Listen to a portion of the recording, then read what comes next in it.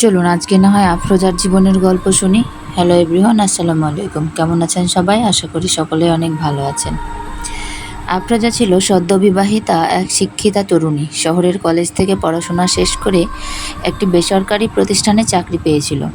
পারিবারিক পছন্দে তার বিয়ে হয় রায়হান নামের একজন ভদ্র শিক্ষিত মধ্যবিত্ত যুবকের সঙ্গে।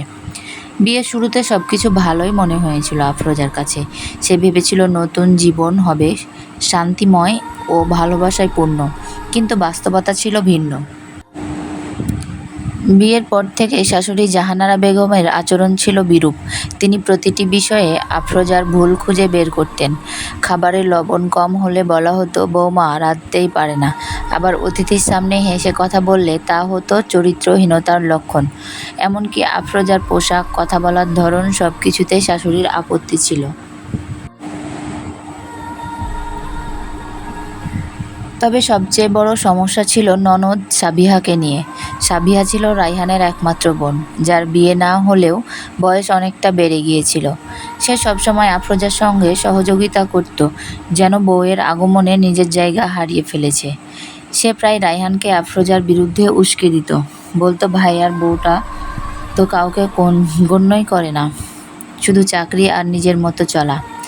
আফরোজা প্রথম দিকে অনেক সহ্য করত, ভেবেছিল সময়ের সঙ্গে সবার মন বদলাবে। সে চুপচাপ ঘরের কাজ করত, কথা কম বলতো, যাতে কারো মনে কষ্ট না লাগে। কিন্তু শাশুড়ি আর ননদের ছলনায় রায়হান ধীরে ধীরে দূরে সরে যায়।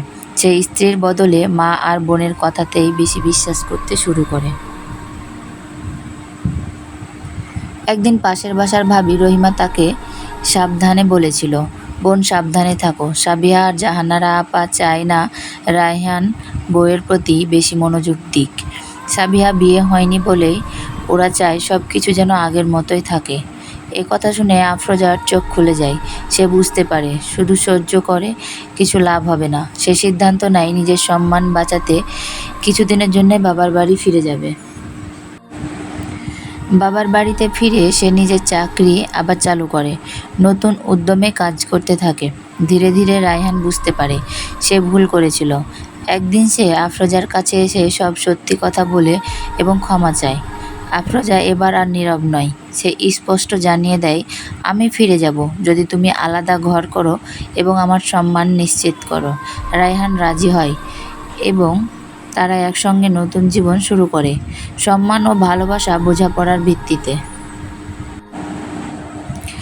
আফরোজার গল্পটি থেকে আমরা বুঝতে পারি শাশুড়ি ও ননদের হিংসা ও ছলনা অনেক সময় একটি নারীর জীবনে বিষ ছড়িয়ে দেয়, কিন্তু আত্মসম্মান হারিয়ে নয়, নিজের মর্যাদা বজায় রেখেই একজন নারীকে এগিয়ে যেতে হয়।